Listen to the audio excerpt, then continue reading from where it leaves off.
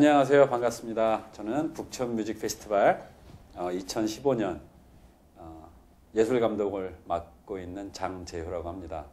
오늘 북천 뮤직 페스티벌 팟캐스트 두 번째 북천 사랑방을 지금 진행을 하고 있는데요. 그 1편이 폭발적인 반응을 불러일으키고 있어요. 한 16분 정도 보신 것 같은데 반응이 굉장히 좋고 있습니다. 그래서 오늘 급거 세계 최고 수준의 그 활동을 하고 계시는 영상 촬영 감독님도 저희가 모셔서 초고화질의 영상으로 지금 준비를 하고 있고, 보시다시피 마이크도 이렇게 달아서 음질도 급 업그레이드된 버전으로 준비를 하고 있습니다. 그리고 역시 세계적으로 인정받으면서 활동을 하고 계시는, 정말 지구가 좁다 하는 정도로 활동을 하고 계시는 판소리 소리꾼이시죠. 박인혜 씨 모셨습니다. 안녕하세요. 안녕하세요. 반갑습니다. 안녕하세요. 박인혜입니다. 제가 영어로 인사를 드려야 되는 게 아닌지 모르겠어요. 아니, 요즘 팟캐스트에서 개그를 맡고 계신가요? 네, 그렇죠. 네. 먹고 살려면 그렇죠. 이것저것 다 해야 여러 됩니다. 가지를 할 수 있어야 그렇죠. 됩니다. 네, 그렇습니다. 여러분들께서 좋아만 하신다면 심지어는 옷을 잘 지금? 여미고 네. 이런 게 편집이 잘 안 되더라고요. CG를 좀 이렇게 넣어주셔야 될 것 같네요. 네. 그렇습니다. 반갑습니다. 네, 반갑습니다. 네, 오랜만에 만나는 것 같아요. 네, 오랜만에 뵙습니다. 네. 어디 다녀오셨다고요? 저요, 네. 독일 도르트문트에 있다가, 도르트문트. 네, 축구가 유명한. 그렇죠. 아세요? 들어본 것 같아요. 네. 저는 음악밖에 몰라요. 아, 네. 네, 그렇죠. 네, 도르트문트. 네, 그래서 네, 도르트문트에 공연 갔다가요, 며칠 전에 왔습니다. 그러시군요. 관광 가신 건 아닐 거고요. 네, 관광할 수 있는 날짜가 딱 하루 있었는데요. 네. 그래서 뭘 할까 하는데 마침 축구를 하는 날이어서 도르트문트 축구를 보러 갔었습니다. 그렇군요. 네. 도르트문트에 한국 선수가 혹시 뛰고 있나요? 아니요? 아닌 것 같아요. 네, 정확하지 않은 정보여가지고요. 너무 믿지 그래요. 마시고 잘 모릅니다. 네. 어떤 공연을 하셨던 거예요? 도르트문트와 쾰른에서 세계 국제 여성 영화제라는 행사가 있었어요. 국제 여성 영화제. 그래서 그 행사에 작곡가이신, 현대음악 작곡가이신 김희정 작곡가 선생님께서 이제 콘서트를 하셨는데요. 네. 그 김희정 선생님과 해외 공연 작업을 많이 했었거든요. 네. 그래서 같이 그 선생님의 곡을 공연을 했고요. 네. 주제는 제목이 Remember the Remembering이었어요. 그래서 우리말로는 어떻게 되는 건가요? 우리가 잊지 말아야 될 것을 잊지 말자, 이런 거지 않나 싶네요. 네. 그래서 잊지 말아야 할 이야기들에 대해서 이제 영화제다 보니까 다큐멘터리 형식의 영상이 나오고 또 음악 연주가 되고, 콘서트 형식으로 또 영상이 나오고 음악 연주가 되고 이런 형태의 공연이었는데요. 독특한 시도네요.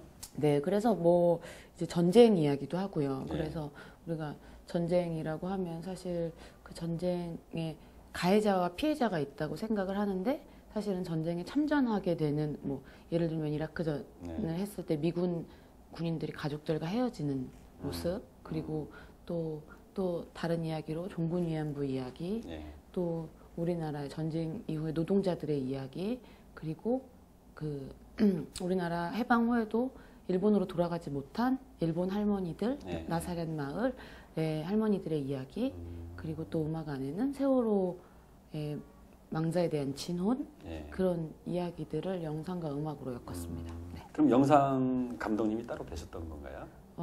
그랬던 것 같아요. 제가 사실은 정확하게는 그 부분에 대해서는 모르지만 그 다큐를 만드셨던 분이 따로 계신 것 같고, 그러시구나. 그래서 영상과 음악이 같이 나오니까 멀티미디어 콘서트라는 이름으로 붙어서 한국에서도 공연이 되면 너무 좋을 것 같아요. 저도 새삼 다시 한번 이렇게 생각해 보게 되는 계기가 됐어요. 그래서 또 독일이라는 곳에서 그런 공연을 하니까 여러 가지 메시지들이 또 마음으로 오고 가지 않았을까 생각을 합니다. 그럼 연주자는 어떻게 되셨던 거예요? 한국에서는 저와 동해안 별신굿 장구를 치시는 여성용 씨가 같이 갔고요. 그리고 그 독일 도르트문트 필하모닉 오케스트라에서 네. 스트링 쿼르텟 그 현악기 4분이 오셨고 네. 그 다음에 클라리넷 1분이 오셨고 그리고 그 도르트문트에서 공부를 하고 있는 기타리스트 친구가 유학생 친구가 와서 기타 연주를 했고 그리고 또 루마니아 출신의 독일에서 활동하고 있는 성악하시는 분이 오셔서 또 성악을 하기도 하셨고요. 그래서 여러 가지 꼭지의 음악들이 있었는데 다 다른 구성이었고요. 어떻게 북촌 뮤직 페스티벌에서 할 수 있을 정도의 사이즈가 될까요? 공연 규모가 되게 크게 느껴지는데. 근데 영상만 쓸 수 있고 네. 해외 분들 초청을 가능합니까? 아, 이제 이 방송이 조회수가 네. 17이면 어떡하죠? 아까 16이셨다고 아니 하셨죠? 저희 그거보다는 넘는데 이제 네네. 반응이 있었던 게 아니고 왜 제가 항상 견제하는 그 라이벌이 있어요. 라이벌. 예. 그들은 인식하지 못하지만 네네. 누군가요? 이렇게 볼에 뭐 먹을 걸 많이 넣는 다람쥐나 네? 뭐 눈웃음을 치는 강아지나 아. 그렇죠. 고양이가 그렇죠. 여러 마리가 한꺼번에 재롱을 부린다든지. 그렇죠. 그렇죠. 견제 대상입니다. 그러면 그쪽은 뭐 보통 100만 막 조회수가 이렇더라고요. 그렇죠. 그렇죠. 그러려면 뭔가 아니, 귀여움을. 되게 세계적으로 유명하신 판소리 소리꾼이 나오셨는데 조회수가 뭐 아니 근데 그러려면 좋아하잖아요. MC의 노력이 필요합니다. 그렇죠. MC가 볼에 무언가를 몰고 귀엽게 하신다든지 아니면 그 고양이의 그 맑은 눈을 어떻게 그렇군요. 오늘 안경 쓰셨네요. 이게 탁한 눈이라서. 견제를. 네. 저희가 그 팟캐스트라 좀 재밌게 해보려고 하는데 과연 효과가 있는지 모르겠습니다. 네. 역효과를 내지 말아야 될 텐데요. 그래서 그 작품이 네. Remember the Remembering. 네네. 김희정 교수님이시죠? 네네. 상명대학교에 재직 네. 중이시고요. 네. 저도 한번 이렇게 뵀던 기억이 있는데 꼭 보고 싶네요. 한국에서도 공연이 있었으면 좋겠습니다. 아, 네, 저도요. 너무 좋을 것 같아요. 거기다가 그 독일 도르트문트 필하모닉에 네. 그 바이올린 연주자의 한국 분이 2분이나 계세요. 네. 그래서 그분들이 한국에 오셔서 같이 연주할 수 있으면 너무 좋을 것 같아요. 제가 비행기 티켓을 한번 네, 공수하시나요? 열심히 알아보겠습니다. 화이팅! 네. 그래요. 이니 씨는 사실 놀애라는 이름으로도 활동을 하고 계시는 거잖아요. 요즘도 노래 박인이 이렇게 나가나요? 요즘은요. 네. 사실 제가 노래라는 이름을 쓴 게 2011년에 네. 음반이 나오고 그 전에 2010년도에 이제 솔리스트 데뷔하면서 네. 사람들이 나를 너무 기억하지 못하실 것 같아서 조금 더 나에 대한 또 이야기를 잘 하기 위해서 노래의 어원이 놀애거든요. 네. 놀다에서 나온 말인데. 잘 노는 애. 네, 잘 놀. 그러기엔 조금 나이가 든 것 같기도 하고요. 아무튼 그래서 노래 박인혜라는 이름으로 시작을 했는데요. 네. 사실 그때는 창작음악을 만들고 창작음악을 부를 때 주로 그 이름을 썼어요. 네. 근데 지금은 제가 굳이 안 써도 많이 그렇게 알고 계셔서 그래서 저도 떴구나. 아니요, 그건 아니고 그냥 제가 얼마 잘 노나 보자 뭐 이런 건가요? 그래서 그냥 뭐 지금은 굳이 꼭 네. 무언가 하나를 선택해서 쓴다든지 네. 뭐 이렇게 하지 않고 있는 것 같아요, 사실. 네. 네. 그래요. 어떤 뭐 별명이랄지 어떤 수식어랄지 이런 것들이 있어서 편한 때가 있고 네, 네, 맞습니다. 또 짐이 되는 때도 있고 그러는 것 같아요. 물론이요, 네, 네. 네. 하지만 아마 즐거운 이름일 것 같아요. 노래라는 이름 자체가 네. 뭐 노래 박인예도 또 그냥 박인예도 네, 네. 소리하는 박인예. 네, 네, 맞습니다. 정체성이 변하는 건 아니니까. 네, 네.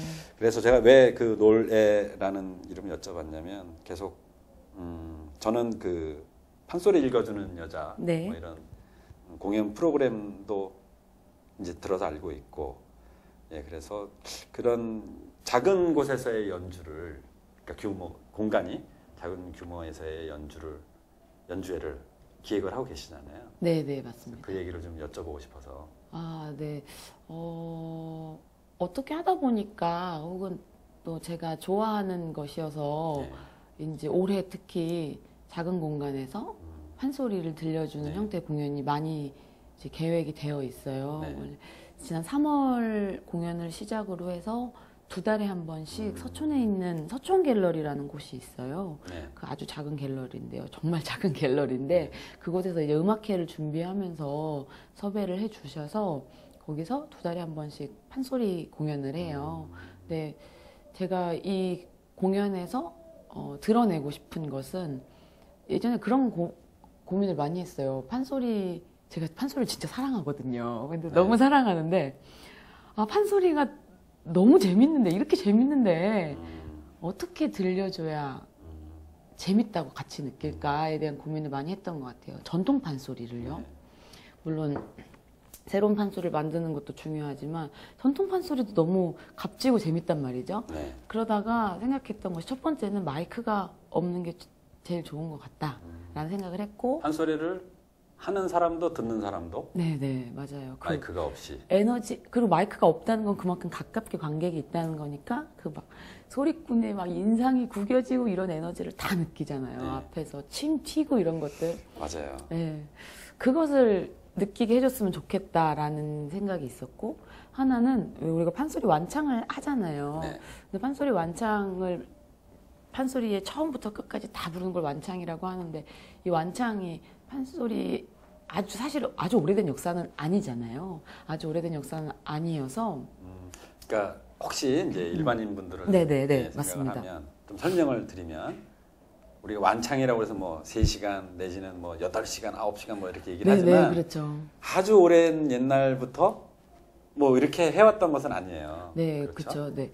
뭐 옛날 기록에 는 뭐 어디서 명창 누가 뭐 3일 밤새 놀았다더라 이런 기록들은 있지만 판소리 한바탕을 처음부터 끝까지 풀로 불렀다 이런 기록은 사실 없고 네. 사실 완창이라는 것은 1960년대 후반에 박동진 선생님의 흥보가로 시작이 된 네. 거죠. 그러니까 생각보다 그 역사가 짧은데 이게 무척 좋은 문화고 재미있는 문화이긴 한데 언젠가 이게 뭐 과열 현상이라고 할까요? 약간 경쟁 심리들도 생긴 것 같고 그거에 대해서 또 짐을 얻게 된 것 같기도 하고 짐이 돼버렸죠. 네. 즐겨야 되는. 네, 근데 관객분들은 또 4시간, 5시간 듣는 게 너무 힘들고 이런 상황들이 생겼단 말이죠. 사실은 힘든데 내세건 좀 하면 부끄럽고. 네, 근데 또 장점도 있죠. 그 성취감이 또 있으니까 맞아요. 내가 4시간을 판소리를 들었다.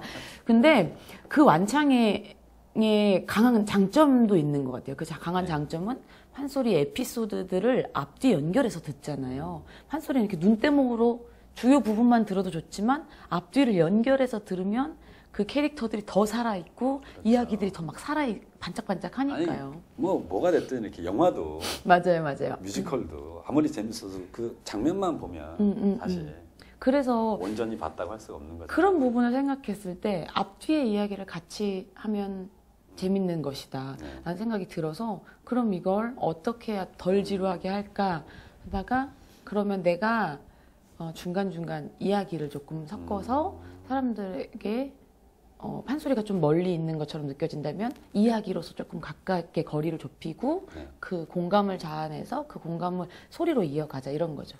그래서 일종의 해설인데 이제 보통 판소리 해설이라고 하면 판소리의 뭐 역사나 내용 중심의 전통 판소리 내용 중심의 해설을 하는데요. 그래서 조금 더 현실적인 이야기를 하자. 예를 들면 뭐 흥보가 매품 팔러 가는 데서 얼마 돈을 받았다고 하는데 그 돈은 얼마일까 실제로? 흥보는 왜 갔을까 거기에? 아니면 그게 얼마예요? 한 150만 원을 받고 흥보가 매품이라는 걸 팔거든요. 150만 원이요? 네, 그러니까 지금 돈으로 엽전 30냥을 받고 매를 대신 맞으러 가요. 네. 근데 엽전 150만 원쯤 주면 10대 맞으실래요? 곤장? 남 대신? 다른 사람 대신? 오프 더 레코드로 좀 고민할 것 같아요. 아, 네. 그래서 생각해봤어요. 150만 원에 흔하게 사람들이 그 곤장, 근데 제가 그래서 또 공부를 하다 보니까 10대를 맞는데 그 당시 조선시대에 곤장을 맞는 제도는 10대를 한 사람이 이렇게 우리가 드라마에서 보듯이 10대를 때리는 게 아니라 10사람이 10대를 때리는 거예요. 한 사람이 가서 때리고 그 다음 사람이 가서 때리고 엄청 아프겠죠. 그렇죠. 근데도 흥보가 그거를 맞으러 간 이유는 이 사람은 가장이었다는 거죠. 식솔이 굶어주고 그런 데서 제가 공감이 됐거든요. 그런 이야기들 사람들한테 해주고 싶었어요. 그 판소리에 있는 이야기, 안에 숨어있는 당시의 이야기. 그래서 그렇죠. 누가 이렇게 꼭 집어주지 않으면 사실 그냥 이렇게 스쳐 지나갈 수 있는 그런 얘기들인 것 같아요. 근데 많죠, 그런 것들이. 들여다보면 되게 재밌는 이야기들이 많더라고요. 맞아요. 너무 그 재밌는 이야기가 많아서 그리고 이게 옛날 이야기처럼 원래는 옛날 이야기처럼 느껴지지만 이야기를 조금만 가미하고 조금만 더 깊게 생각해서 살펴보면 지금의 이야기와 별반 다르지 않은 그런 이야기들. 네. 그래서 그런 이야기들을 하는 공연을 이제 서촌 갤러리에서 하고 있고 이제 5월에 또 준비하고 있고요. 그 갤러리에서 하는 공연의 뭐 타이틀은 없나요? 가까운 음악회라고 가까운 하는데요. 음악회. 네, 워낙 가깝게 이렇게 있어서 관객분들이 가깝게 계셔서 가까운 음악회라고 하고 매주 토요일 날 공연이 있는데 뭐 네. 클래식도 하고 재즈도 하고 인디 밴드도 하시고 그래요. 그래서 이제 판소리만 뭐 전통 음악만 하는 게 아니고 여러 장르의 음악을 하고 네네. 있군요. 그래서 저와 전통 음악은 저와 생황 부시는 김효영 씨가 씨. 함께 하고 계십니다. 네. 아유, 뭐 대단한 분들만 보시네요. 왜 그러세요? 네.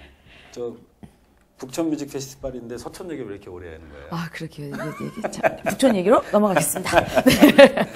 네, 제가 지금 농담처럼 말씀드렸지만 그 북촌 뮤직 페스티벌의 예술 감독 제의를 처음 받은 게 이제 2013년인데 물론 그 2012년에 제1회 북촌 뮤직 페스티벌 때는 연주자로 참여를 했었어요.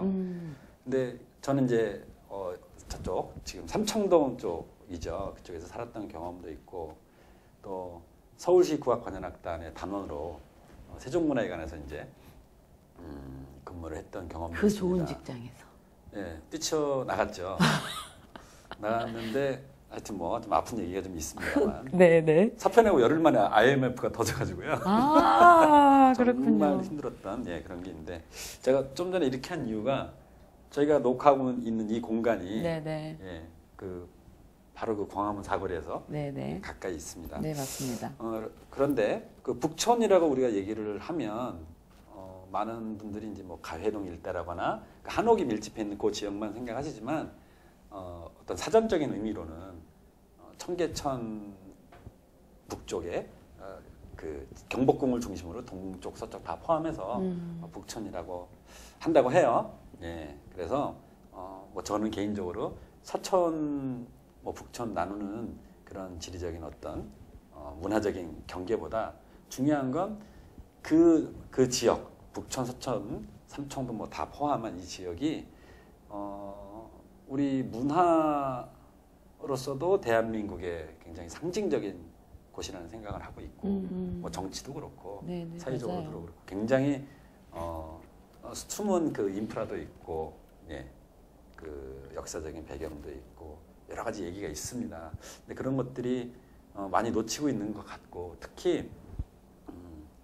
뭐라 그럴까요? 그 음악 관련된 행사가 좀 많이 없었던 것 같아요. 있었지만 그렇게 많이 드러나지 않았던 것 같거든요. 그래서 그런 면에서 북촌 뮤직 페스티벌 같은 어떤 그 음악 행사들이 많이 있으면 좋겠다라는 생각을 했고 그런 게 꼭 있으면 좋겠다고 사실 살면서도 그런 생각을 했었거든요. 그래서 이제 하고 모르시는 있는데 분들을 위해서 북촌 뮤직 페스티벌 언제 처음 2012년에 12년에 처음 처음 그쵸? 했었어요. 그때 1회 때는 그 안국역 쪽에 원서공원이라고 있는데 그 원서공원을 중심으로 했었고 2회 때부터 역시 안국역 쪽이긴 한데 그 인사동에서 삼청동 쪽으로 올라가는 그 감고당 길이라고 그쵸, 합니다. 네네. 그 길 쪽으로 자리를 좀 옮겨서 더 많은 분들과 음악을 함께 했으면 좋겠다 싶어서 2회 때부터 2013년부터 장소를 옮겨서 하고 있는데 뭐 해보셔서 아시겠지만 네네. 뭐 폭발적이잖아요. 장난 아니죠. 네. 네.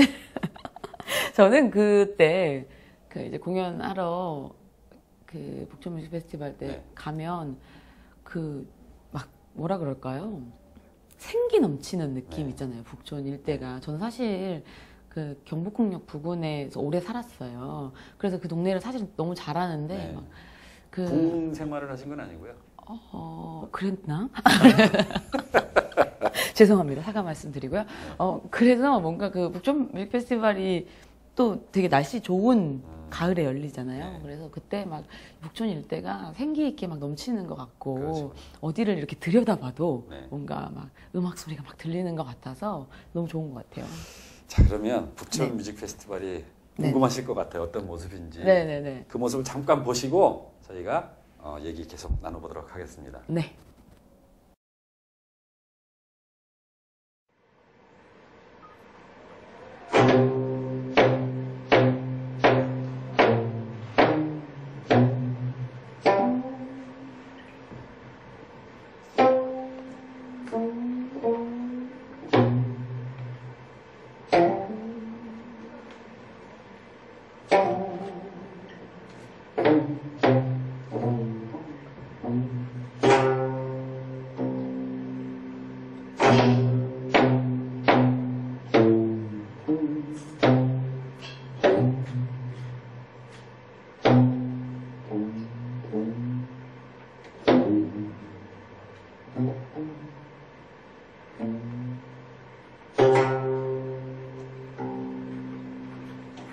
산주산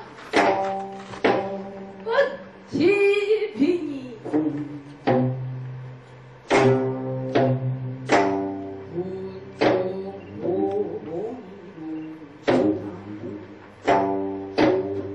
먼 자정한 꽃나는 세상 밭을 쓸어들어 나도 언제 청춘이라니 오날 백월한시고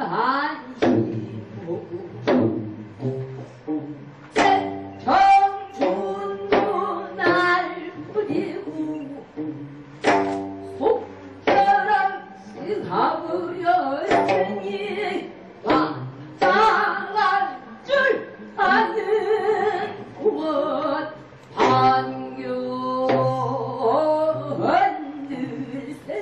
세이다 왔다가 달려거든 가거라 이가 가고 여름이 되면 아이라 예쁜 저길로 예쁘려는 일하고 가을이 돌아오면 날로 상고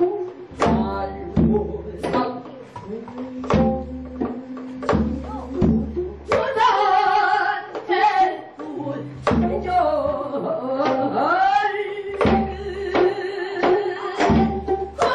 굽히지 않던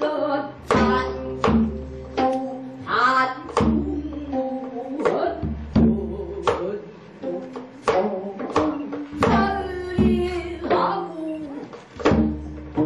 겨울이 돌아오면 강도간 저간나단데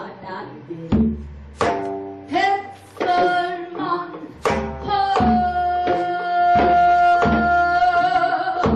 펄펄 휘날리던 생긴다 되고 보면 넌 좋을 때 좋을 때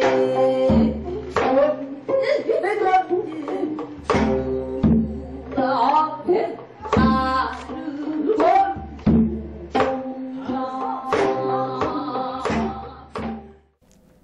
네, 북촌 사랑방 다시 돌아왔습니다.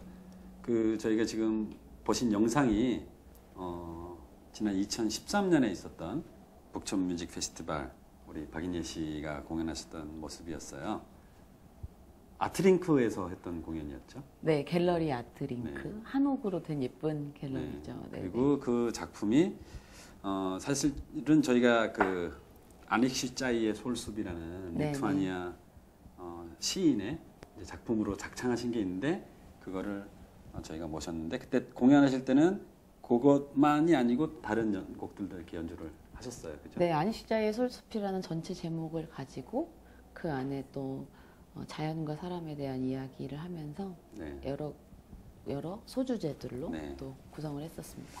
그 좀 부연 설명을 드리고 싶은 게 아니시자의 솔숲이라는 것은 그 리투아니아라는 아주 작은 나라예요. 작은 네. 나라에 정말 국민 시인으로 추앙을 받고 있는 작가분의 작품을 이인희 씨께서 그 이제 한국말로 번역된 것을 판소리로 만드신 거였죠. 네. 그래서 이제 좀 묶어서, 그러니까 이인희 씨가 하고 있는 어떤 그 판소리 창작 작업과 또 그 아니시자의 솔숲 또 그리고 최근에 하셨던 여러 가지 그 작품 활동들을 그 합쳐서 판소리를 가지고 창작을 한다는 게 어떤 것인지 좀 설명을 해주시면 좋겠어요. 엄청 어렵네요. 네. 저희 방송이 좀 그 수준이 있어요. EBS인가요? 교육 방송이에요. 판소리 창작 글쎄요. 일단 창작이라는 것 자체가 참 쉬우면서 어려운 것 같아요. 쉬우면서 어려운 것 같은데. 좀 더 어려운 질문 제가. 네네. 창작이라는 말을 쓰는 게 옳을까요? 구성이라는 말을 쓰는 게 옳을까요? 어떤 부분에 있어서 특히 우리 전통 음악 하는 사람들이 어떤 부분에 있어서는 구성이 맞고 어떤 부분에 있어서는 창작이 맞죠. 그렇죠. 네, 무슨 뜻으로 말씀하신지 알겠네요. 네. 판소리 창작은 뭐 크게 판소리를 모티브로 하는 창작은 뭐 일단은 창작 판소리를 만드는 게 있을 것 같고요. 네. 판소리라는 건 일단 서사가 필요한 거니까요. 그렇죠. 이야기 구조가 있고 그 판소리가 갖고 있는 구성 요소 뭐 안일이와 소리, 말과 노래가 섞여 있어야 되는 게 창작 판소리인 것 같고 또 아니면 판소리 안에 있는 작은 모티브들이나 판소리 발성을 가지고 창작 단일곡을 만드는 형태가 있지 않을까 생각이 들어요. 그리고 좀 더 극화시켜서 판소리 극이나 음악극 형태로 만들어지는 것이 있을 것 같고요. 그래서 어떤 부분을 말씀드려야 될까요? 늘 판소리를 가지고 만들 때 고민이 되는 건 일단 사설인 것 같아요. 판소리 가사를 사설이라고 하잖아요. 근데 판소리 사설은 단순히 노래 가사의 형태와는 좀 다른 것 같거든요. 하나의 문학의 장르로도 보아지기 때문에 판소리 사설이 갖고 있는 특이성이 있죠. 그 특이성들을 잘 살려야 음악과 잘 붙고 특히 창작 판소리를 만들 때는 그 음악과 잘 붙기 때문에 그 판소리적인 어휘나 문체를 잘 쓰는 것 그게 꼭 전라도 사투리여야만 하는 거는 아닌 것 같아요. 그건 아니죠. 그 사설이 그건 아닌데 뭐 오해하시기 쉬울 것 같아서 제가 네네 전라도 사투리를 그러니까 많이 포함되어 있죠 판소리에. 아무래도 전라도 지역에서 판소리가 많이 성행했던 것이 사실이고 뭐 전라도 지역에서 생성됐다라고 하시는 분들도 있으시고 그리고 그 말이 좀 이렇게 착착 안기는 맛이 있어요. 맞아요. 근데 또 약간 다른 길로 새는 건데 재밌는 얘기가 옛날에 그 경상도 명창 중에 박록주 선생님이라고 계셨어요. 소설가 김유정이 열렬히 짝사랑했던 그분이 경상도 태생이셨거든요. 그 근거 있는 말씀이세요? 누가 김유정. 아 그럼요. 그렇군요. 그 유서도 막 쓰시고 인터넷에 이게 나가는 건데. 아 네네 근거 있는 이야기입니다. 근데 그분에게서 내려온 판소리에는 그래서 경상도 방언이 있어요. 근데 이제 소리꾼 판소리는 도제식 교육이다 보니까 선생님이 하는 말을 그대로 따라 하잖아요. 그러니까 저도 그게 경상도 사투리인지 모르고 쓰다가 어릴 때 예를 들면 흥보가에 달구장 이런 말이 나오거든요. 이게 닭장의 경상도 방언이에요. 그런 형태로 그러니까 꼭 전라도 방언만인 건 아닌 거죠. 근데 이제 판소리의 특이한 그 사설의 특징들을 잘 살리는 것 그런 게 주요 포인트인 것 같고요. 음악적인 부분에 있어서는 다양한 악조를 사용하는 것과 다양한 악조와 장단, 조와 장단 그리고 이제 악조라는 게 우리 서양식으로 표현하면 뭐 마이너, 장조 단조 뭐 이런 장조 단조 뭐 이런 결국 뭐 음악의 분위기를 만들어내는 음악 어법을 얘기하는 거죠. 그것과 그리고 판소리의 특징이 또 의성어 의태어를 맛깔나게 쓰잖아요. 그렇죠. 우리가 흔히 아는 이 산으로 가면 뻐국, 저 산으로 가면 뻐국 이런 것들도 의성어들 표현인데 그런 표현, 그런 것들을 잘 활용하는 것. 그 이면이라고. 네네, 그렇죠. 사설을 판소리 가사를 노래로 잘 표현하는 네. 것. 음악적으로도 그 사설이 떠오르게 만드는 것이 네. 이면이잖아요. 그렇죠. 그런 것들을 다 생각하면서 만들려고 하는데 쉽지 않습니다. 그래요. 네. 사실 뭐 많은 어떤 사회적인 현상이라든가 상식이라든가 이런 것들이 우리가 일반적으로 알고 있는 것과 사실은 다른 경우가 좀 많이 있는 것 같아요. 판소리에 대한 오해, 가장 큰 것 중에 하나가 뭐 피를 토해야 된다. 맞습니다. 피를 토해야 된다와 그리고 변수를 마셔야 된다. 저 근데 그 질문 진짜 많이 들어요. 그러니까요. 피 토했냐? 그렇죠. 이게 처음에 판소리 하세요? 득음하셨어요? 이런 거 있잖아요. 그럼 못했습니다. 이렇게 대답하는데요. 그런 네, 이야기들이 그런 얘기. 많죠. 네. 아마 소리꾼들이 그렇게 힘들게 공부했다. 예전에 힘들던 시절에. 아니 뭐 토하실 수 있죠. 그런 분들도 있을 거라고는 봐요. 그런데 네네. 그게 의학적으로 좋은지 혹은 바람직한지. 연습 왜냐면 많이 하면 실핏줄이 네. 터지니까 네. 피를 볼 수는 있을 것 같아요. 성대가 다치는 게 결코 좋은 것만 아니니까요.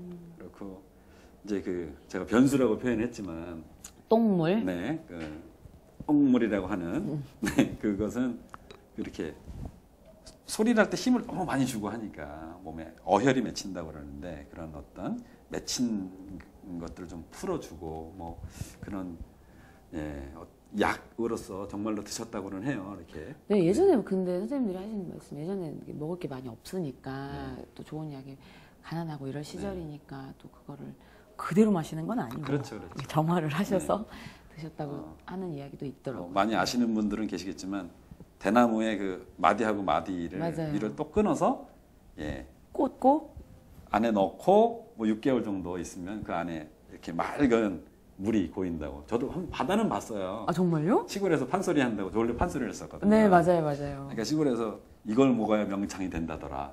그래서 드셨습니까? 이런 병을 하나 보내 오셨는데 네. 결국은 못 드셨어요. 네, 그래서 판소리를. 접었습니다. 근데 네. 제가 진짜로 가끔 이게 판소리가 잘 안 된다고 생각되고 노래하기 너무 어려워 힘들어라고 생각되는데 무슨 생각하냐면 똥물 먹어서 득음할 수 있으면 진짜 나도 먹고 그렇죠. 싶다. 그거라도 한번 해볼까. 네, 그런 네. 생각이 들죠. 네. 뭐 잘못된 상식이라기보다 현실과 좀 거리가 있다는 거를 좀 말씀드리고 싶었고요. 그리고 또 하나가 지금 말씀드린 어떤 뭐 전라도 사투리로만 해야 된다라거나 또 제가 이제 가장 크게 여러분들께 이제 말씀드리고 싶은 것은 한이라는 정서에 대해서 꼭 맞습니다. 말씀을 드리고 싶었어요. 저도요. 그러니까 저도 그 전통음악을 전공한 사람이지만 배우면서 제일 이해가 안 됐던 게 아니 이렇게 즐겁고 신나고 그냥 재미나고 이런 것이 어디서 이렇게 한 그러는데 뭐가 이렇게 한인가? 그게 좀 정말 되게 궁금했거든요. 그래서 그 부분에 대해서는 어떻게 생각하세요? 저는 저 나름대로의 견해가 있지만 전 이유도 있다고 네, 생각합니다. 네, 네. 그런 선입견이 생긴. 근데 선입견이라고 생각해요, 네. 솔직히. 판소리는 한의 예술이라기보다 한과 흥의 예술인 게 맞는 네. 것 같은데 사람들이 왜 한으로 인식이 확 굳어진 것 같냐면 영화 서편제가 너무 떠버려서인 것 같아요. 영화 서편제에서 특히 판소리의 한에 너무 주목하고 있고 네. 근데 영화 서편제가 그 당시에 한국 영화 최초로 최다 관객을 동원한 기록을 갖고 있을 거예요. 맞아요. 네.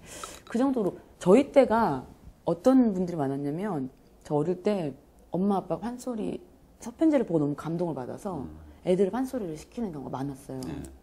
근데 그 서편제 영화에 아니 그 잔인한 영화를 보고 너무 감동스러웠던 거지. 근데 또 요즘에 제가 얼마 전에 학생들 가르치면서 대학생들한테 네. 한 100명 있었는데 서편제 보신 분 있으세요? 단 한 명도 없더라고요. 영화로는. 그러면 뮤지컬로는 있었는데 네. 그래서 아무튼 근데 저는 그런 이미지 그리고 조금 더 얘기하자면 이제 일제 시대 때 그리고 그 이후에 한국인의 정서와 와 그에 부합했던 아주 슬픈 판소리가 유행했던 인방울의 속대머리라든지 이런 음악이 유행했던 것들이 그 사람들의 인식을 판소리는 한의 음악으로 만든 부분이 있다는 생각이 듭니다. 예, 뭐 저도 인희 씨 의견에 동감을 해요. 굉장히 공감을 하고 뭐 한 자체에 대해서 뭐 불만이 있다거나 그런 건 아닙니다. 이제 네네. 그것이 국민들의 그 어떤 생활에서의 스트레스를 많이 아픔을 달래줬던 것이 아닐까 생각을 하고 그런데 그것만이 있는 것처럼 생각하시는 것은 조금 곤란하지 않나 이제 그런 차원에서 말씀을 드리는 거고 판소리는 그래서 굉장히 사실은 그 우리가 해악이라고 얘기하잖아요. 그런 어마어마하죠. 즐거움들이 네. 있고 그 좀 이해하기 어렵긴 하지만 그 안에 숨어 있는 그런 은유들 네네. 네, 이런 거를 이렇게 찾아서 사실 알고 들으면 굉장히 재밌는 건데. 그래서 그 슬픈 와중에도 웃겨요. 계속 웃음을 자아내거든요. 아니 그 우리 흥보가의 그 흥보 선생님, 네네. 네 박생원 맞나요? 박흥보 씨. 네. 아니 이분 생활만 봐도 얼마나 힘들어요. 네, 그 와중에 흥보가 되게 가난해서 네. 매품 팔러 가거나 형님한테 가서 돈 좀 그럼요. 달라고 빌러 가는 와중에 찢어진 뭐 갓 이런 거 다 네. 하고 양반인 척하고 가거든요. 그러니까요. 그 장면도 되게 우스꽝스럽게 그려져 네. 있어요. 그러니까 그런 것들이 슬픔 가운데서 절대 웃음을 놓지 않고 가거든요. 맞아요. 예, 그런 것들을 저는 이렇게 지금 잠깐 이렇게 전율이 왔는데 네. 예, 어떤 하나의 이미지를 갖고 판소리를 감상하시는 것은 정말 코끼리 다리를 만드는 것 같은 네, 그런 부작용이 있을 수 있다는 거 좀 팁으로 말씀드리고 우리 한국 전통 예술들이 다 그렇습니다. 굉장히 아주 다이나믹하고 재미가 있어요. 그 안에 숨어 있는 그런 것들을 우리가 어떤 이유에서인지 많이 놓치고 있는 것 같은데 북촌뮤직 페스티벌에 오시면 갑자기 그 감독님의 역할을 충실하게 그러면 저는 항상 인식하고 있습니다. 그래 중요합니다. 중요합니다. 중요합니다. 수립문화재단이 주최하는 계약 연장을 위해서 중요합니다. 네. 이곳은 수리문화재단입니다. 예술 감독을 맡고 네. 네 그렇습니다. 좀 얘기가 많이 산으로 간 것 같지만 네, 너무 무겁지 않았으면 좋겠네요. 아니요 이야기들이. 그래도 산 안에는 있었어요. 네. 또 나갔다 들어오면 어때요? 또 산에 갈 수도 그렇죠. 있고 저기를 갈 수도 네. 있고. 안익십자의 솔씀 얘기 잠깐 하겠습니다. 네. 어떻게 만드시게 된 거예요? 저 진짜 근데 북촌뮤직 페스티벌한테 개인적으로 너무 고마운 게 제가 이 안익십자의 솔숲이란 작품을 리투아니아에서 먼저 공연했어요. 네. 리투아니아에서 다수 공연을 한 후에 한국에 와서 이 작품을 선보일 기회가 사실은 없어서 좀 아쉬움이 있었을 때 북촌 뮤직 페스티벌에서 공연을 하게 돼서 너무 감사하게 생각을 하고요. 네. 2000 몇 년도죠? 12년도인가 봐요. 2012년도에 그 리투아니아에서 어떤 시인분이 그 당시에 리투아니아에서 되게 유명한 시인 그리고 그 나라에서 문광부 장관까지 하신 어떤 분께서 여수 엑스포 때인가 해가지고 한국에 오셨어요. 그러니까 한국에 이제 문인들이 이분을 위해서 시 낭독회를 열어주자. 그리고 연희문학 창작촌에서 낭독회를 해주시면서 뭔가 한국적인 이벤트가 없을까? 그러다가 판소리 공연을 축하 공연으로 부르신 거예요. 근데 사실은 제가 이런 말씀 드려도 될지 모르겠지만 거의 개런티가 아주 적은 공연이었는데 크게 말씀하셔도 돼요. 근데 왜냐면 시인분들이 그냥 이렇게 자비로 이렇게 만든 행사였기 때문에 저는 그거 불만이에요. 이렇게 예술가들 부를 때 항상 이렇게 와서 한 번만 도와줘. 근데 이거 관에서 한 게 아니니까 조금 그런 이해해야 되는 거구나. 부분이 있어요. 네. 저도 아니, 그렇지만 누르고. 네. 좀 누르시고 그래서 그랬는데 제가 거기에 간 이유는 네. 저 평소 시 읽는 거 좋아했었거든요. 그래서 네. 그 시인들의 정서를 같이 한번 느껴보고 싶은 거예요. 그래서 가서 심청가 한 대목을 불렀거든요. 근데 그 자리에 오셨던 리투아니아 문화예술 관계자 분이 저를 기억하시고 리투아니아의 한 연출가한테 저를 소개를 하신 거예요. 근데 그 연출가 분도 독특하신 분인데 원래 리투아니아에서 마임 배우면서 연출가시다가 한국 불교로 오셔서 스님이 되신 거예요. 리투아니아 분인데. 그렇죠. 근데 그분이 판소리를 어느 날 듣고 네. 이 판소리라는 음악이 리투아니아인들의 아픈 정서를 뭔가 치유할 수 있겠다라고 생각하시면서 그분이 이제 공연 기획을 하신 거죠. 그 시를 판소리로 만들면 어떨까? 네. 그래서 저를 찾아오셨어요. 그래서 찾아오셔서 저는 처음에 전화 받고 리투아니아에 와서 판소리를 해달라길래 되게 간단한 문제인 네. 줄 알고 그분을 만났는데 이렇게 책을 한 권 갖고 오신 거예요. 그래서 책을 갖고 그게 공연 2달 전이었나? 네. 그랬는데 이거를 판소리를 만들어 달라 그래서 그분이 아까 그 영상에 나오셨던 마이 그렇습니다. 보행 스님. 스님. 우리 스님이 잘 계신지 모르겠네요. 그래서 지금은 정말 친한 이제 친구 같은 분이 됐는데 그래서 그걸 저한테 판소리를 만들어 달라고 하시길래 나는 못한다. 네. 시간이 너무 없다. 네. 라고 처음에 말씀드렸어요. 그랬더니 넌 할 수 있다. 막 이렇게 갑자기 강압을 하시면서 그래서 이렇게 집에 와서 이걸 읽어보는데 너무 아름다운 이야기였어요. 네. 그래서 판소리로 만들었고 그래서 2달 후에 리투아니아에 가서 1시간짜리 프로그램이었는데 그때는 이제 창작 판소리만으로 꾸미기 너무 시간이 촉박했어서 전통 판소리도 섞고 민요도 섞어서 리투아니아에서 공연을 했는데요. 전 사실 갈 때도 정확하게 그게 뭔지 몰랐던 것 같아요. 근데 갔더니 국제연극제였어요. 네. 리투아니아 국제연극제의 한 작품으로 나갔던 것이고 거기서 이제 저한테 그랑프리 상을 주셨죠. 거기서 제가 그런 사람입니다. 대상 수상자시군요. 그렇습니다. 여튼 그래서 너무 감사하죠. 그래서 너무 감사하게 그래서 제가 판소리로 아니시자이 솔섭 시를 한국말로 얘기하면 뒤에 자막으로 이렇게 리투아니아 시가 흐르는 네, 네. 형태였는데요. 네. 이미 그 국민들이 그 시를 빠삭하게 다 알고 계셔서 네. 다 내용 전달에는 별로 크게 문제가 없었고요. 그리고서 그 다음에 또 공식 초청을 받아서 리투아니아 4개 도시, 4개 도시를 네. 투어를 했죠. 그 공연으로. 그때 어떤 남자분하고 같이 그쵸. 같이 가셨던 소문이 있던데. 저였습니다. 네, 장지현 선생님을 제가 섭외해서 제가 전화를 드렸던 기억이 나요. 선생님, 네. 저랑 리투아니아 가실래요? 네. 제가 그랬었죠. 네. 그래서 또 장지현 선생님이 또 너무 멋지게 해주셔서 그 4개 도시 투어를 했었죠. 네. 네, 그렇습니다. 그래서 저는 사실 그 작품에 대해서 이제 알고 있었고 같이 공연도 하고 뭐 보잉 스님도 만나고 또 여러분들을 뵀었어요. 그런데 제가 어떻게 뭐 말로 여러분들께 전달을 해드릴 수 있을지 모르겠지만 리투아니아에서 공연을 하는데 리투아니아에 대해서는 검색을 해보시면 아시겠지만 큰 나라가 아닙니다. 네, 맞아요. 그리고 옛 그 소련 연방에서 독립을 해서 지금 뭐 국가로서의 리투아니아로서 지금 형성이 된 거는 그렇게 오래되지가 않은데 아픈 역사가 있는 곳이에요. 그런데 그 아니슈자이의 솔숲이라는 이 시가 그 국민들에게 큰 위로가 되었다고 하고 지금 뭐 그렇게 기억이 되는데 저희가 공연을 이렇게 하고 나서 보면 관객 여러분들이 막 우시는 분들도 맞아요. 많으시고 그 감동을 정말 표정을 그는 봐야지만 알 수 있었던 네, 맞아요. 그런 거였습니다. 그래서 사실 뭐 그때는 제가 북촌 뮤직 페스티벌에 뭐 할지 뭐 이런 것도 몰랐던 때고 그랬는데 그 이후에 북촌 뮤직 페스티벌에 관계를 하고 나서부터는 이 작품이 꼭 한국에서도 공연이 됐으면 좋겠다라고 생각을 했었고 가능하면 그 보행 스님도 한국에 계시면 마침 같이 모셨으면 좋겠다 이제 그렇게 제안을 해서 좀 여러 가지 어려운 여건 속에서 흔쾌히 연주를 해주셨던 건데 뭐 그때는 제가 연주를 같이 하진 못했죠.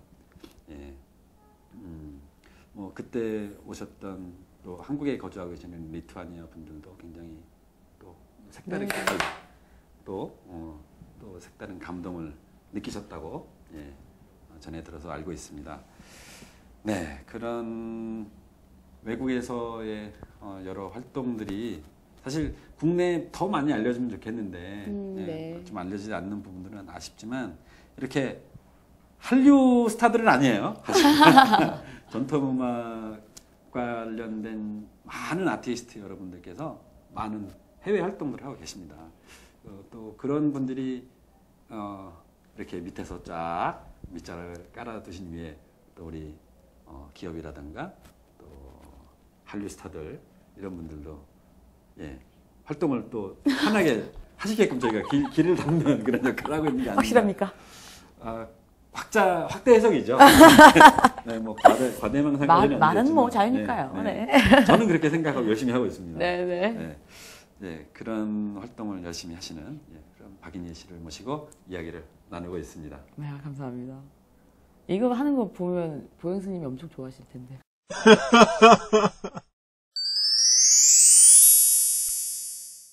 저희가 인희 씨하고 인희 씨의 판소리에 대한 얘기 또 작품 만드셨던 그런 얘기 쭉 해봤어요. 안익시자의 솔습까지. 네. 그러고 보니 많은 작품을 작창도 하시고 또 노래도 부르시고 하신 것 같아요. 아, 더 많이 해야 되는 거 아닌가 싶어요. 네. 네, 더 많이 하셔야죠. 네. 네. 대한민국을 빛내는 아, 왜 그러세요? 네. 네. 그런 활동을 인정받아서 또 더 열심히 하려는 어떤 약으로서 상을 받으셨어요. 네, 맞습니다. 네, 수립문화를 이곳은 수립문화재단입니다. 네. 그렇죠. 네, 너무 광고 할 감사합니다. 건 해야죠. 그럼요. 네. 그럼요. 우리 아니 수립문화재단이. 이렇게 전통 예술을 위해서 후원을 해주시는데 알려야죠. 네, 맞아요. 수립문화재단이 상을 주셨습니다. 수립문화상을 네. 북촌뮤직 페스티벌에서 안시제의 솔스풀 하고 2014년에 네. 상을 주셔서요. 네. 상을 상금과 함께 받았습니다. 상금. 네. 그러셨구나. 네, 네. 네. 도움이 되셨어요? 아, 물론 경제적 도움도 됐지만 네. 심적 도움이 제일 많이 되죠. 음. 근데 제가 솔로 활동하고 5년 만에 상을 받은 거였거든요. 근데 이게 한 3년쯤 지나가니까 혼자서 이렇게 활동하면서 나름의 마음의 위기가 오더라고요. 흔들리는 것 같아요. 내가 제대로 가고 있는 것인가 뭐 이런. 힘들고 네, 그쵸. 네. 막 내가 이걸 왜 할까부터 시작해서 내가 이걸 계속 해야 되나 네. 그러면서 등등등 네. 그러면서 너무 많은 사람한테 도움을 받기도 했고 그런 분들에 대해서 힘든 부분이 있었는데 그 상을 딱 받는데 제가 그 상을 받은 날 자려고 누웠는데 정말 너무 진부한 말이긴 한데 그동안 도와주셨던 분들이 머릿속에 막 샥샥샥 막 지나가더라고요. 그러면서 막 그래 더 뭔가 저는 그래서 점점 약간 용기가 줄어들고 있었거든요. 위축되고 점점 쪼그라들고 있었는데 다시 어깨를 펴! 이렇게 해주시는 것 같아서 그런 부분이 너무 감사한 것 같아요. 네. 맞아요. 뭐 예뻐서 준 것만은 아니잖아요. 그것도 있나요? 그거는 제가 노코멘트 하겠습니다. 그래요. 저도 그랬어요. 수립문화상을 전주 세계 소리 축제 소리 프론티어 스테이지에서 예 그때 정말 쟁쟁한 팀들이 같이 공연을 하고 뭐 거기서 뭐 누가 잘했네 못했네 이런 걸 따져서 준 게 아니고 어떤 가능성에 대해서 격려의 차원으로서 저희를 선정하셨다고 생각을 하는데 저도 역시 딱 그 작품을 만들고 한 3년 정도 지나서 이걸 계속 해야 되나 말아야 되나 이렇게 힘든 그런 시기에 어떻게 이렇게 딱 상을 받게 되면서 그래 한 번 더 해보자 나에게도 희망은 있어 이러면서 네. 그 희망이 마음으로 오신 건가요? 경제적인 부분에서 오신 건가요? 다죠. 중요합니다. 네, 그러니까 그런 것도 있는 것 같아요. 뭐 내 스스로 이유를 만들게 되는 계기였던 것 같아요. 저는 솔직히 얘기를 하면 뭐 기분 좋은 것도 기분 좋은 건데 그래 내가 이렇게 상까지 받았는데 그만두면 안 되지. 버텨야지. 그런 거 있잖아요. 네, 그래서 뭐 버텨야 됩니다, 우리가. 네, 그랬습니다. 그런 면을 생각을 해보면 역시 상, 칭찬 중요한 것 같아요. 아, 중요합니다. 네. 어마어마합니다. 중요합니다. 네. 채찍은 이제 여러분 그만하시고. 칭찬을 많이 해주십시오. 저희는 당근이 필요합니다. 사실 저희 이 예술가들이 정말 힘든 것 중에 하나가 우리는 비평을 받아야 되잖아요. 저 좀 울고 네. 올게요. 여러분들의 그 댓글 뭐 주위에서도 다 아는 사이니까 좋은 말도 물론 해주시지만 아니, 그러면 이렇게 하는 것보다 이렇게 하면 더 좋지 않을까라는 그 말들이 정말 그 충고인데 막 상처되잖아요. 아, 그럴 수 있죠. 그런 네. 것부터 해서 여러 가지 어려움들은 분명히 존재를 여러분, 합니다. 칭찬이 필요합니다.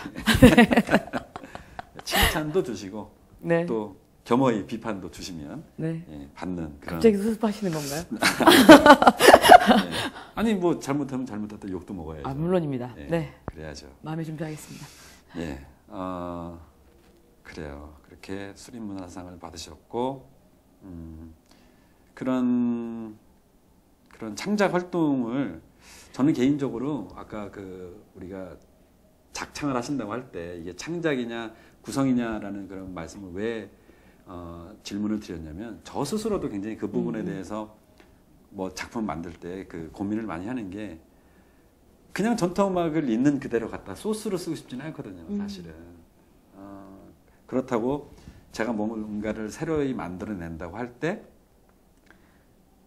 그 이 세상에 존재하지 않는 뭐 선율이라든가 리듬이라든가 이런 거를 가지고 뭘 만든다는 게 사실은 거의 불가능한 것 같아요. 그럴 수 있죠. 네. 예, 뭐 그런 것.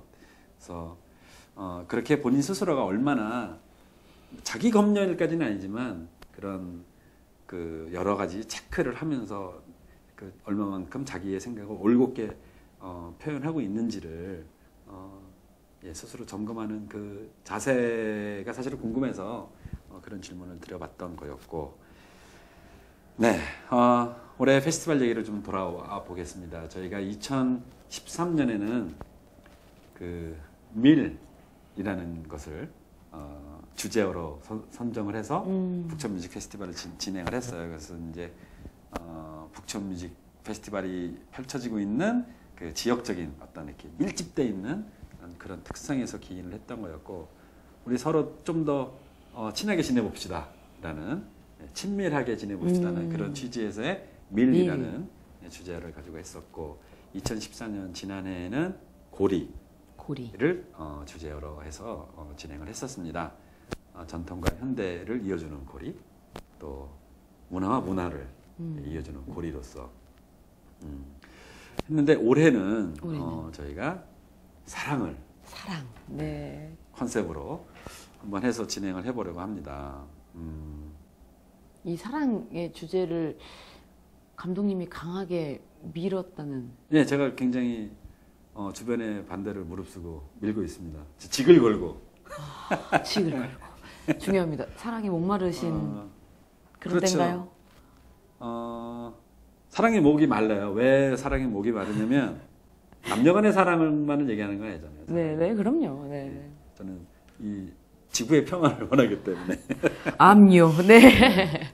우리가 평화를 유지하기 위한 가장 좋은 방법이 뭘까 고민을 해보니까 뭐 머릿속에서는 여러 가지 막 어려운 말들이 막 이렇게 왔다 갔다 했지만 사랑이 아닐까.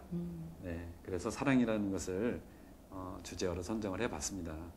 그리고 뭐 이제 제 개인적인 생각에는 왠지 요즘에 주위에 이렇게 보면 마음에 화를 많이 가지고 있다라는 느낌을 좀 받게 됐어요. 네, 제가 그렇게 생각을 하고 있는 건지도 몰라요. 그런데 뭔가들 그렇게 스트레스가 좀 있는 것 같고. 네, 맞아요. 스트레스 많으니까. 네. 너무 바쁘게 돌아가는. 현대 사회가 좀 그런 것을 조장하는 측면이 없지 않아 있는 것 같아요. 그런 것들을 사랑의 힘으로 치유할 수 있지 않을까. 네. 그리고 이제 좀 제가 좀 우스갯소리 섞어서 하면 왠지 전통음악 쪽에 사랑에 관한 뭐 노래나 연주곡이나 이런 것들이 잘 안 들려요. 없는 것 같이 느껴져요. 사실은 많이 있는 걸로 알고는 있는데 뭐 많이 아시는 춘향가의 사랑가 이런 거 말고는 없지 않나라고 생각을 하실 수 있을 것 같아요.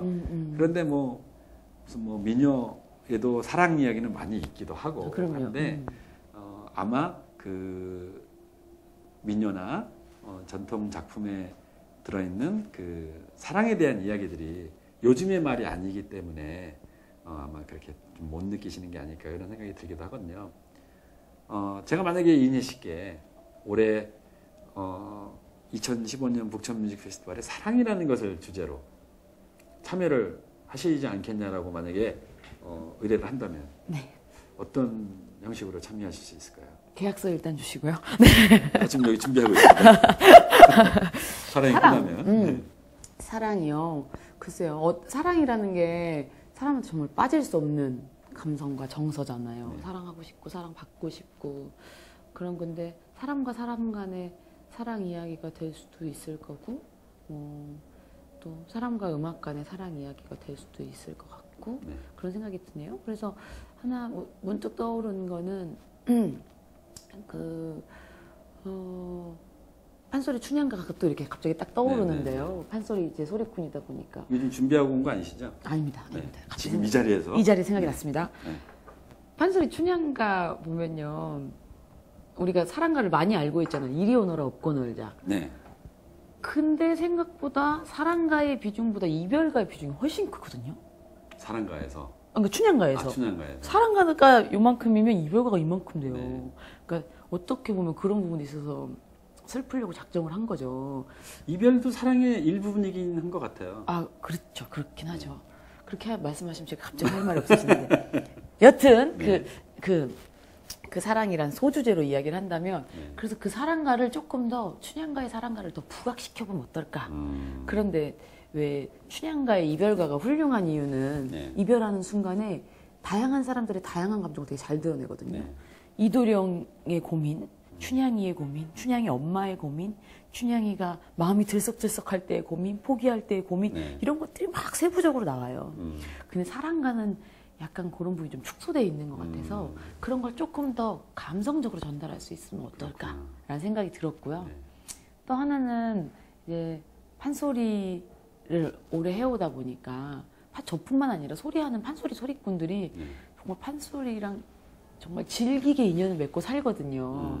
보통 어릴 때 소리를 시작해가지고 평생 이걸 안고 가니까요. 네. 외로운 이 싸움을 하는데 그 판소리라는 것과 소리꾼들의 사랑을 잘 다뤄보면 어떨까 이런 생각도 띠링 들었습니다. 제작이 쉽진 않겠네요. 네? 제작하기가 쉽지는 않으시겠어요. 계약서 다시 미루시고요.